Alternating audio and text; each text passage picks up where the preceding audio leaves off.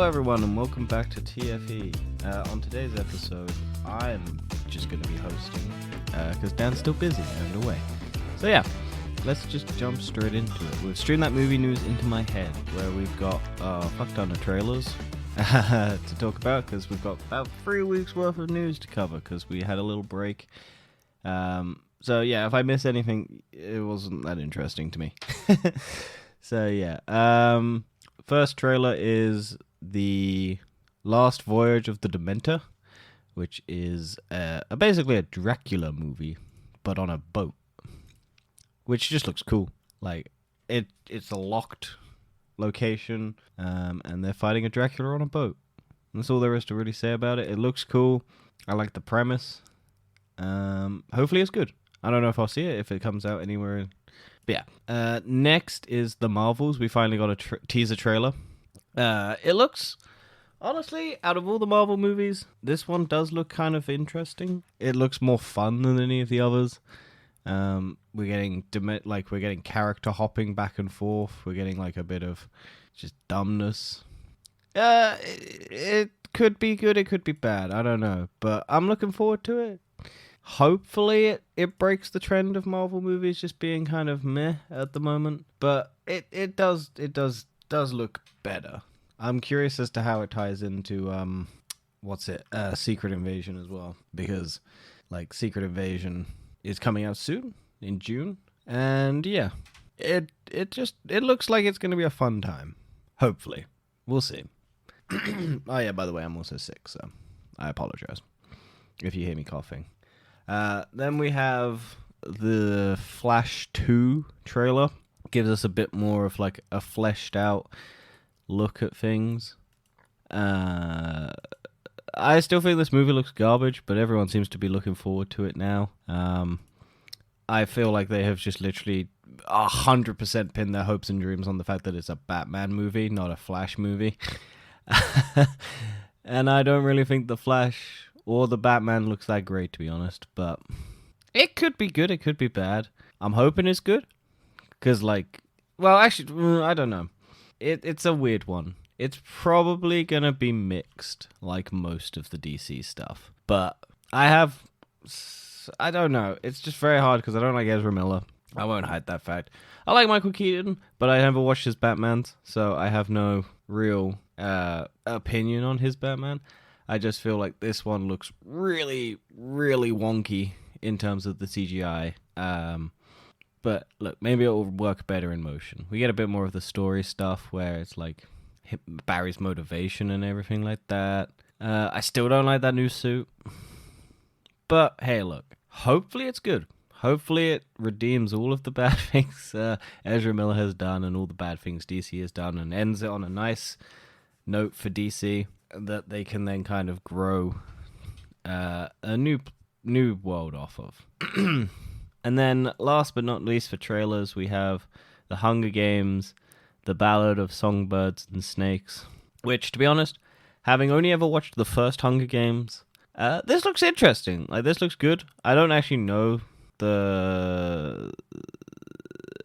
whoever the Snow character is very well. I'm assuming he's a good guy / bad guy. I don't know. I've only seen the first one, and I think he was a bad guy in that one. Peter Dinklage is in this. Rachel Ziegler, Hollywood's new it girl who has had bad luck of being in movies that no one's seen or liked. But I like Rachel Ziegler. Viola Davis is in it. Jason Schwartzman. Hopefully it's good. I probably won't watch it, because I don't really care about the Hunger Games universe. But, like, I hope it's good. Because I remember the Discord around the last couple Hunger Games. Like, they split the book in two, and it made it kind of, like, not great. Kind of like most young adult things, where they kind of just peter out. But this one does look interesting. I like the idea of, like, learning about how the Hunger Games started. And, like, all the spectacle and stuff. So, hopefully it's good. Then into Warner Brothers news. HBO Max is officially just renamed Max now, as part of the Warner Brothers Discovery merger. They have basically just eliminated HBO because they don't want to damage HBO, and so they just called it Max, which is the stupidest name for a streaming service, because why would you name it after a name?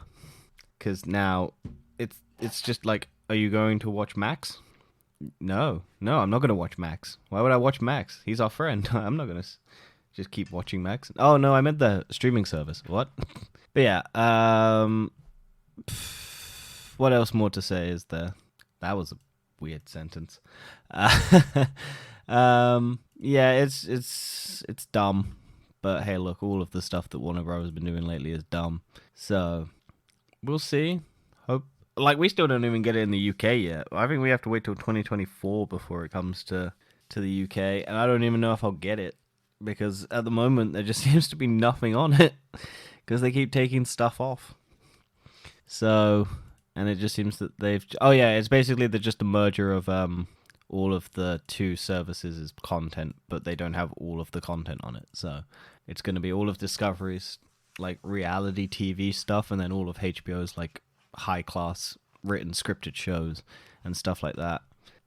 So, hey, look, they're trying to... Like, I don't know why they needed to merge them together. Why they couldn't just have two separate apps, I don't know. Cost cutting? Because, like, having servers for two things? I don't know. Business side of things, I imagine it makes more sense financially, but this seemed like trying to squish two different football teams who hate each other together. So, moving on, in CinemaCon news, we basically got a first look, people at CinemaCon basically got a first look at Kraven the Hunter, which will be Sony's first R-rated Marvel movie, and apparently it's very gory. Footage had tons of gruesome kills in it as Kraven is seen taking out poachers and mercs alike. We also saw Russell Crowe as the Russian father of Aaron Taylor Johnson's Sergei Karvinov. In one of the most exciting reveals, we learn that Alessandro Nivallo is playing the Rhino. Furthermore, his skin begins transforming into Rhino skin. So, yeah. And then we also get to see Kraven's classic costume as well. So, apparently he bites off a guy's nose, Kraven. So, it could be good. Who knows? Yeah, that's basically cool. I actually really do. I think Kraven the Hunter could be good. I'm surprised this is the one that they went R-rated. I feel like they just kind of, after the fuckery of Morbius and stuff, they've gone, maybe we should just do R-rated stuff because people seem to want that. And Morbius kind of tanked because we made it really PG and no one liked it because of that, and it was terrible at a mess. And if we just left it R-rated, it might have actually done well. So I'm looking forward to it. Hopefully it's good.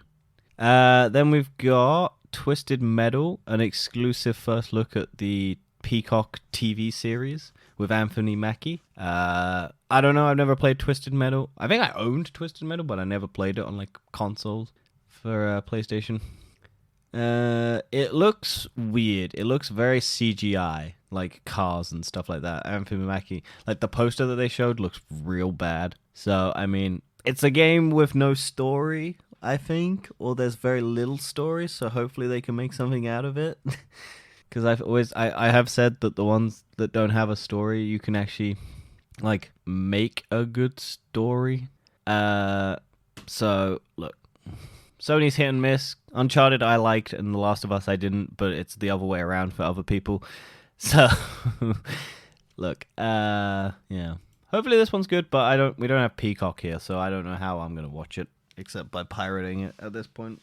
I'm also not that fussed if it does come out, so we'll find out. I've got to take my earphones off, because I'm not actually talking to anyone, so I don't need them on, and they're really irritating my head. So yeah, that's the movie news. Then we're going to go into game news, and we're going to talk about Atari is close to acquiring 100 PC and console titles from the 80s and 90s. Oh, no, Atari announces acquisition of more than 100 PC and console titles from the 80s and 90s. So the collection includes games from popular Bubsy, Hardball, and Demolition Racer franchises. And yeah. That is basically it. They've managed to acquire a lot of games. I actually have the Kickstarted Atari console thing. I've not used it very much, so hopefully they go to that. And I think it's just them getting the trademarks back and stuff like that, so that they can hopefully make more games. So Atari is undertaking a multi-year effort to transform the company behind one of the world's most iconic brands. An important part of that effort involves expanding Atari's video game businesses, leveraging the company's large catalog of IP to release classic games and bring new high-quality games to the market. Atari's vast library of IPs is the vault from which new and exciting game development ideas are pulled, reinventing old classics, reimagining storylines, and developing entirely new narratives inspired by the game's set and set, of course, for an entire history. So, yeah, this could be fun. They have a very cool logo, and their presence is felt throughout the world as one of the first video game consoles and stuff like that. So, hopefully, this works and they do good stuff with it and they don't just sit on the IP and they actually start pushing some stuff. Then we go into Dead Island 2 talk. So Dead Island 2, a game that took nearly 9 years of development and 3 different studios, has managed to surpass 1 million game sales in just 3 days, which, hey, look, that's really good. And so, yeah, I mean, spotty development in a long time, and people really wanted it, and it's doing well. So, all the best to you. It looks fun. I'm just not getting it because I don't have money at the moment. And I'm kind of done with zombies for a bit. But I'm glad people are enjoying it. I'm glad it was worth the wait. Next bit of news. Sega confirms intention to purchase Angry Bird developer Rovio. So, once again, every company in the world is trying to purchase every other company in the world. So Sega has confirmed it is set to purchase Angry Bird developer Rovio for $775 million, following reports of a potential deal earlier in April.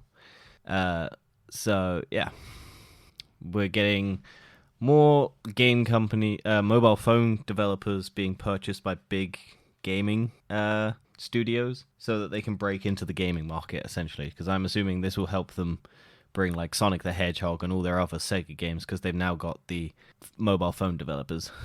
It's why Activision also wants to buy Microsoft also wants to buy Activision, because they own the developers behind King and Candy Crush and stuff like that, who make Candy Crush, so they can also break into the game market on mobile, because mobile people are a lot more willing to spend money on the gaming mobile market, because it's a free-to-play game and you just chuck a little bit of gems and they're predatory in that sort of way. And people don't mind it that much. Well, people do mind it, but they don't care as much on a phone, because you're like, no, it's just a little time waster thing. It's not important. It's a different mindset. But yeah, that would be interesting. And then, yeah, so let's get into the big news of the last couple days. The CMA has blocked the Microsoft Activision deal. Finally, to me, the UK did the right thing. They basically did it under prevented to protect innovation and choice in cloud gaming, because of how big Microsoft is in just cloud operated content anyway. This isn't just gaming, this is in every aspect of Microsoft's business plan. And the CMA has basically determined that giving Microsoft Activision would give them a big leap ahead of everyone else trying to create mobile, cloud gaming or cloud storage or cloud innovation, because it would just basically give them the biggest game catalog ever, essentially.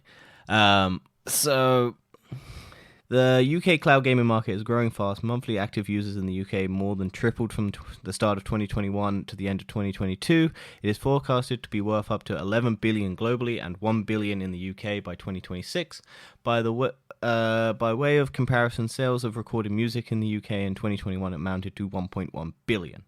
Microsoft has a strong position in cloud gaming services, and evidence available to the CMA showed that Microsoft would find it commercially beneficial to make Activision games exclusive to its own cloud gaming service. So Microsoft already accounts for an estimated 60 to 70% of global cloud gaming services, and has other important strengths in the cloud gaming, from owning Xbox, the leading PC operating system Windows, and a global cloud computing infrastructure as Azure and Xbox Cloud Gaming. The deal would reinforce Microsoft's advantage in the market by giving it control over important gaming content such as Call of Duty, Overwatch, and World of Warcraft. The evidence available to the CMA indicates that, absent the merger, Activision would start providing games via cloud platforms in the foreseeable future. The cloud allows UK gamers to avoid buying expensive gaming consoles and PC and gives them much more flexibility and choice as to how they play. Allowing Microsoft to take such a strong position in the cloud gaming market just as it begins to grow rapidly would risk undermining the innovation that is crucial to the development of these opportunities. So that is the UK's basic front of why they don't want it happening. And so, yeah, there's a lot more into it. It's essentially that they, at the beginning of the fact that cloud gaming is so early in its development, giving Microsoft pretty much one of the biggest things, even after 10 years, because that was the thing, is like, everyone's like, oh yeah, but they're doing it for 10 years. I've said this before. I don't think Microsoft, after those 10 years, would renegotiate contracts. And if they do, it's because they know that people want it on those platforms, because they can make money off of it, even if they're not profiting off the console sales. Because this is the thing, it's just like, how long are consoles going to be around for? Nintendo might be, Sony will be, maybe, who knows. But at this point, even in a few years, consoles will be out of the window and it will all be cloud gaming. So giving Microsoft the biggest franchises this early on isn't great. But hey, look, this isn't totally blocked the deal. There are still the FTC and the European Union's negotiation people. I can't remember what they're called, like deciding factors. Because this is just one of, I think they have to get approval from a majority. I can't remember if it's a majority or just the big ones have to agree. So the FTC and the European Union basically have to either block it or let it go, and then it will happen. Because this is just one hurdle. This was probably the hardest one.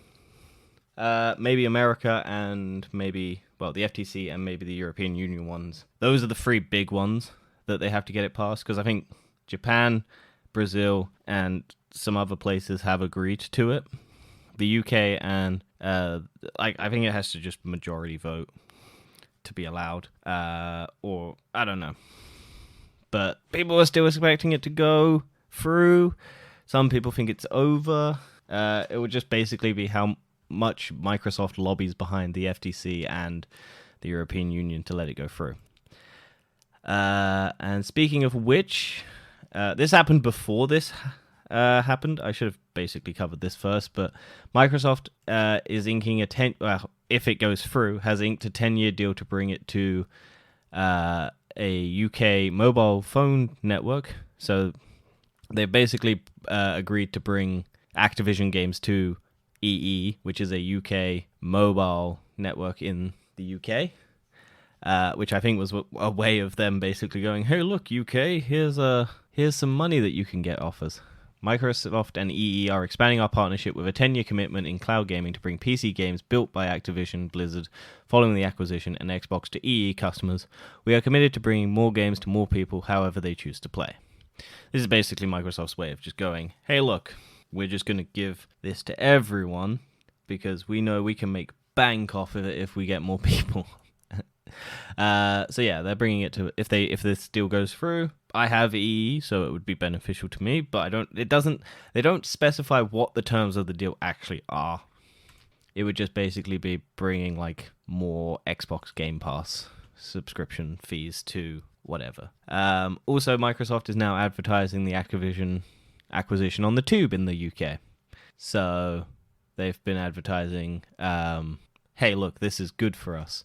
This is good for gamers. 150 million more people, basically. This was ahead of the CMA's decision to block the deal. So you can tell that Microsoft really wanted the UK on its side, so that the CMA would basically be pressured to let it go through, because they don't want to anger the UK public. So yeah. And then in other news, Microsoft is reportedly upset with Xbox lack of first-party games. So yeah, it according to, Hang on. According to journalist Jeff Grubb, Microsoft isn't happy with the state of Xbox's division. In a new episode of Grubb's Game Mess, he talked with GameBeat's managing editor Mike Minity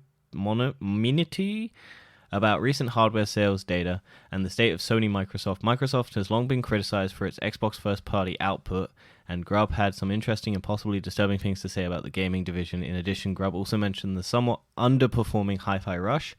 Managing editor Minotti, do you think my management is happy with the state of Xbox right now? I can tell you they are not. They are upset. We're just trying to diagnose it a little bit right.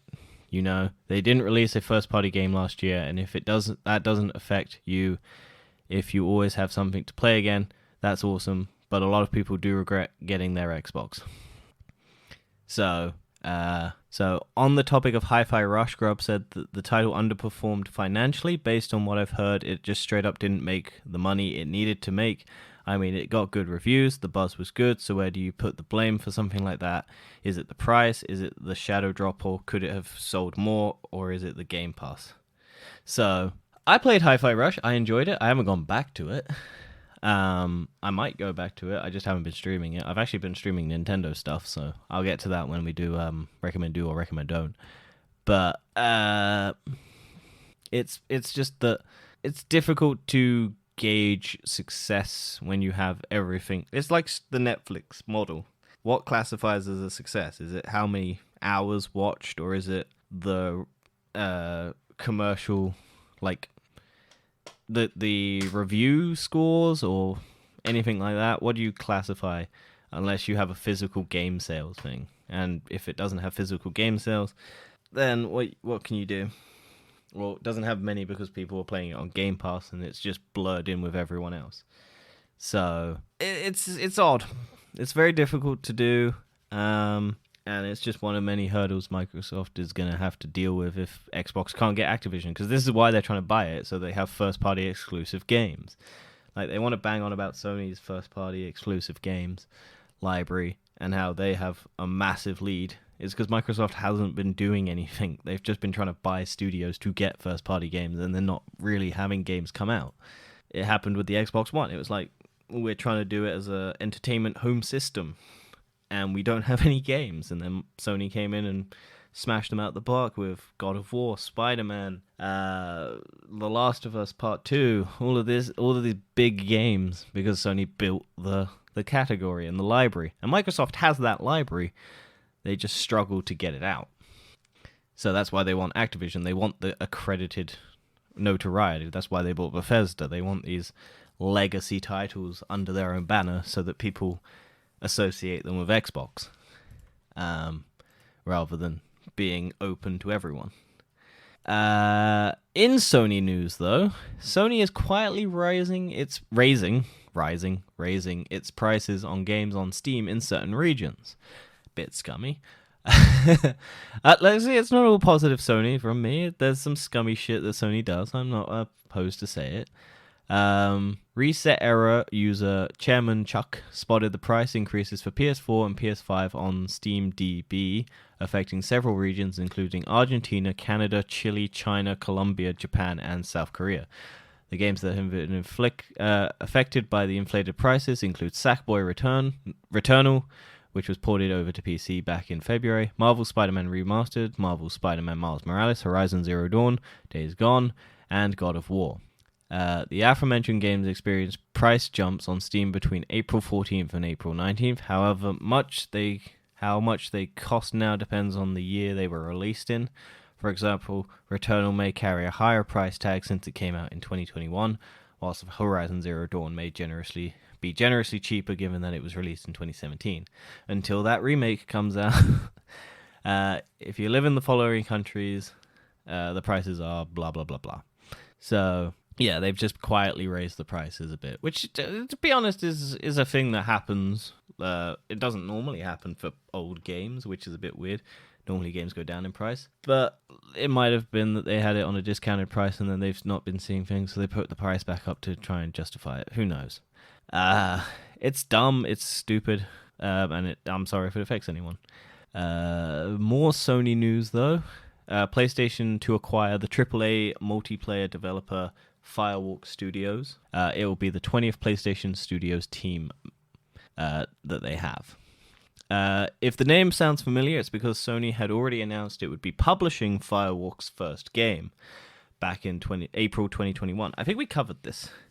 It is the third dedicated live service game studio that PlayStation has acquired over the last 18 months alongside Bungie and Haven Studios. Firewalk was set up in 2018 as part of Probable Monsters, a collective of AAA game developers. It was formed by a number of Bungie veterans, including studio head Tony Hsu, previously general manager and senior vice president of Destiny Activision. The game director Ryan Ellis, previously creative director at Bungie, it now boasts almost 150 employees. So they already own Bungie, so yeah, Sony is looking to make live service games because that's where money is, even though we've seen recently the downward trend of live service games because you can only have so many live service games before they all start trying to eat into the ecosystem of the other characters, and if you don't have players, then you don't have money, and it becomes hard to manage the servers and all of that. So this could backfire. We'll see. It's very difficult to make a live service game that people want to keep playing. And then in the last bit of Sony news, speaking of live service games, Dreams, the game where you can basically build games in it and like animation and all of that stuff, by Media Molecule, the people who made like Little Big Planet, has announced it will end live service support for the PlayStation 4 game creation system in September as it concentrates on a different project, which isn't great, but everything has to come to an end, and that's the problem with stuff. Is you can't keep the servers on forever if there aren't people playing it, and if there are people playing it, are there enough people to justify the servers being online? So yeah, it's a shame. I like the game. I've played it a bit. I never really made anything in it because I'm not that creative and I don't have the time. But I think people loved that game. Like when I saw it, I was like, "Oh, that's crazy." But yeah, and then that's all the gaming news. Then we have one bit of tech and science news, which was that Elon Musk's big space rocket exploded, and yeah, they basically tried to put it off as a learning experience rather than a, "Hey, look, we didn't do it very good," which is a shame. Yeah. So yeah, that's all the news. It's not all the news, but it's all the news that I either remembered seeing, wanted to cover. Hopefully people enjoyed it. I will be back next week. Hopefully Dan's back next week, but who knows at this point. We have let's go on to recommend do and recommend don't. I watched, this has been out for ages, but I finally got around to watching Brooklyn Nine-Nine's last season. Very well done, very good, very topical for when it was out, but it didn't come to Netflix until this year, so it came out like 2 years ago during the pandemic, or after the pandemic, around the pandemic time. So it's a bit weird going back to that. And then I also watched The Legend of Vox Machina Season 2, which is also really good. I quite enjoyed that. And what else have I watched? Oh, I haven't watched much, but I have been playing Pokemon Sword and Shield, but I've been playing the Sword game on Switch because I recently got a Switch from my friend. And yeah, it's all right. I suck at it. I've been live streaming it on Twitch, and the VODs are going up on YouTube on my gaming VODs channel. Links will be all in the descriptions and stuff like that if people want to check it out. I've been having fun with it. I'm terrible at the game, but I have never actually finished a Pokemon game. I've never completed one. The last game I got close to was Pokemon Red on a ported version for my phone, and I got like all the way up to like the last Elite Four member, and then I got back home and like my save file got corrupted because I was on holiday, and my save file got corrupted and I lost all my progress, and then I had to restart it all, and I just lost all the motivation to continue it. So I don't know if I'll finish Pokemon Sword, but hey, look, we can try. Hopefully the fact that I'm live streaming it will kick me into gear and I will finish it. But I don't know. I've finished like 3 gyms, and then I've been struggling, man. They have a stupid level cap system thing, so you can't capture Pokemon. And I've just been running into high level Pokemon and being absolutely whooped at the worst times. But yeah, I've been having fun with it. I'm hoping to stream some more, so if you want to check that out, jump on. Links in the description, like I said before. Sorry, it's a short episode. And yeah, I'll see you all next week. Goodbye.